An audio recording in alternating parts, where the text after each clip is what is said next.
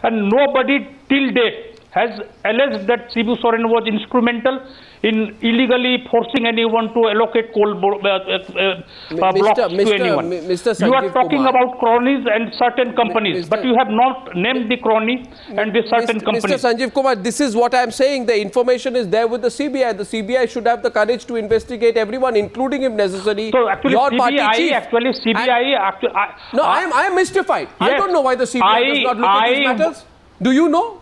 Do you know? I am going to put out exhibit number 4. Actually, CBI is investigating the matter. Exhibit number 4. And in case all these letters are lying with you and all the informations are lying with you, then certainly CBI also have all these letters and information is with the CBI for a long time, but you know how the CBI runs. But don't tell me, Mr. Sanjeev Kumar, you don't know how the CBI runs. And for the long time, this information is there, and CBI is investigating the matter. And a number of FIRs has been registered, and the Supreme Court is supervising the investigation. They've done nothing. Now the question is, Northern Coal Field Ltd. I have another letter which goes on to the chairman of Coal India Limited. TSR Subramaniam. But every time I have been charged, was arrested and taken to the court, and every time I was acquitted by the court of law. Mr. Sanjeev Kumar, 1 minute. TSR Subramaniam, you know, let the political establishment shake a little tonight. The 4th letter is of Northern Coal Fields Limited, also confidential, dated 13th May 2005, in which the chief of Northern Coal Fields Limited talks about Narendra Kumar Kushwaha, I think member of parliament, ex-BSP, I think, where he starts threatening. He makes a number of telephone calls. He asks for pecuniary advantages. I'm going to put this out. He says, this member of parliament visits my office along with his supporters in large number. He desires to have private meeting with the undersigned. During discussions with me, he desired to have pecuniary advantages, to which I expressed my inability. After that, his secretary starts calling and starts asking for various jobs. When none of this happens,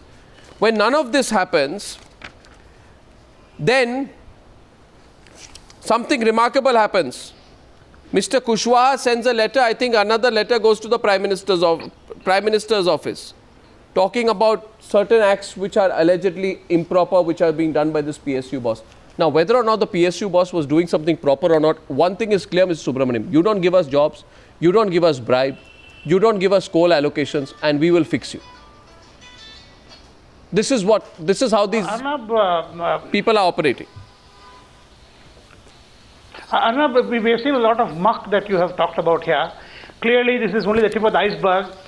Don't forget that these are documents which were well before the CAG report. Yes. Well before the present CBI case. So prima facie, we have to take them seriously. These are not responses to the recent FIRs, etc. These are contemporary documents which are coming out today and now surfacing. And I'm reasonably sure more will surface. I think 2-3 questions arise. If Parak had not been named in that FIR, we would not have heard of these. These would have disappeared forever. Forever. Number 1. Number 2, when Parak was charge sheeted or the FIR was registered, why concurrently the CBI did not start inquiries with the coalfield chairman, with the 4 ministers who are named, with all the other dramatis personae whose actions of that period well, that's is coming basic. out? Number they should 2. have done that. I think number 3. Number 3. PM was also minister of that ministry for at least 3 years during that period. Yes. Shibu Soren was called back after having been called the mafia. In 2006, by none other than the secretary of the department. Yes, it was not an anonymous complaint. Yes. It was the secretary of the ministry. 1 minute. Shibu Soren's representative Sanjeev Kumar is reminding you. Sanjeev Kumar, one second, let him rebut you. Sanjeev Kumar. What's a Sanjeev Kumar, please? Question pointedly to Mr. Parak. What? Yes. What do you say? I didn't hear you. Yes. What did you say? No, actually, someone was saying that Shibu Soren is a mafia, and it was Parak who disclosed it. And you interviewed Mr. Parak. He said in no uncertain term that he was not calling Shibu Soren mafia. But no, this is not a question. Nobody, please don't go into semantics. Sanjeev Kumar, actually how mafia works there. First of all, it's not a question of whose mafia. There is a coal mafia. We are saying somebody is the boss of the coal mafia. Yes. And the So coal actually, mafia cannot continue anyone who without is talking political that Shibu patronage. Soren is a mafia. No, I am not saying Shibu Soren is the boss of the mafia. I am saying Political the coal patronage, mafia. actually, have you... The coal have you, mafia no, cannot actually, operate you were without talking political about patronage. giving services to... No. Have you come across a document or Shibu Soren's any evidence against 1 minute, Shibu Soren? please. You know, one. That he was TSR, I think there was patronizing unnecessary mafia? distraction. You have to hear me on this point. TSR Subramaniam. During the time when Shibu Soren was the minister, the secretary of the department had written a letter to the cabinet secretary and to the prime minister that the mafia is right in this ministry. Now, I am not saying A is mafia, B is ministry. Yes. Now, the PM did not do any inquiry. He did not find out what the mafia was, where the mafia was, who the mafia was.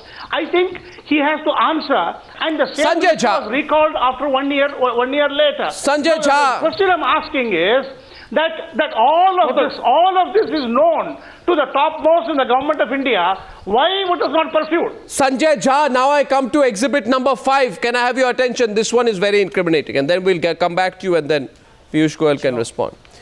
Sanjay Jha, this is page number 64. It's very incriminating. It is the part where somebody is asking for a 1 crore rupee bribe. And this is what is being said. The relationship with the MOS, and I think this is a reference to the MOS under Prime Minister. So this may be a reference, I presume, possibly a reference to Dasri Narayan Rao. He should explain whether he is the man or not. The relationship with the MOS, though apparently cordial, was never on even keel. On being elected as CMD, Shashi had thanked him but was told to arrange for the party. Look at this. Shashi said yes, he would throw a party when properly appointed, only to be reminded that he meant rupees 1 crore for the party. 1 crore, a bribe for which a word party is used. Was Dasri Narayan Rao investigated? If so, who investigated him? Did the Prime Minister make him answerable? If such charges were there, what was the procedure that was involved? Where is the evidence that that procedure was followed? 1 crore bribe, if a charge like that is being put, till it is completely quashed. We have a right to know, don't we, Sanjay Jha? Exhibit number 5, this paper is on this, in my hands. Absolutely, graphics are on the screen. Yeah, absolutely. And I can tell you that I will repeat what I said to you earlier. Whether, when you look at that statement that was made in the letter of Mr. Parak, it categorically stated about a mafia presence. It had a whole list of people who are at different levels involved in any decision which is related to coal allocation. So you had state governments, you had coal, people working in the coal ministry, you had people who were working in public sector undertakings, those in private sector companies. So it was a whole, spectrum of people who were to be covered. Now the question is that as we talk, Mr. Rao is already being investigated. He's already being investigated by the CBI. But why was I think that's something that we need to take into cognizance. And also the fact that every document that you have with you, Arnab, I'm sure CBI is looking into it. You see, the assumption that we are making is that CBI is not looking into it. But it's been a long time, right? File a status report in the Supreme Court on a regular basis. So I do expect some positive outcome of the investigations. Sorry, it's been a long time. We're getting a rebut, but I just want to say this. It's been a long time. Better late than never. At least we get he's fudging. Excuse me, Arnab. He's fudging the issue. Dasri Narayan Rao is being investigated by CBI based on the current CAG report, based on the illegal allotments. The case you are referring to is a different case altogether. It's about appointment. It is about an appointment and certain funds being asked against that appointment, which you say is with the CBI. I haven't seen those documents. These papers, I am told, are with the CBI. This unsigned paper. And if it's a letter as old as 10 years old, then it's an independent issue. The investigation of Dasri Narayan Rao under this has never been brought to the public domain. I don't know whether it's been brought. Sanjay Jha, you say it's been brought, better late than never. What are we talking about here? Do we have an agreement on this panel? And on this, I want to go to do we have an agreement that till this expose came out, till all these details, all these 100 pages are out, there was an attempt by the CBI to cover up on the political aspect? Mr. TSR Subramaniam, 2 minutes on the debate. Was there an attempt at cover up? And will that cover up happen now, despite the Supreme Court monitoring what's going on? I'm not very worried now because. But the CBI already had the documents. We want to convert massive mismanagement of the sector over a period of 3 to 4 to 5 years by 14 FIRs and treat them as 14 misallocations. But from the evidence emerging now, there's a huge lot of muck in that time, directly under the nose of the highest person in the government of India. And but then, I don't see a single step which was initiated to clean it up. There's no so how open is everyone? Let me ask. No, how open is everyone? Let me ask Piyush Goyal here, because the entire focus of his attack has been on the centre and the Prime Minister. Would he be open to the state governments who have had a stay in the allocations at the screening committee, Mr. Piyush Goyal? Would you be open to getting them also under the investigation? Absolutely, please? Would you? Exactly. I have personally talked to the state governments run by my party, and when I saw the documents, I was amazed at the amount of probity that they kept in the process.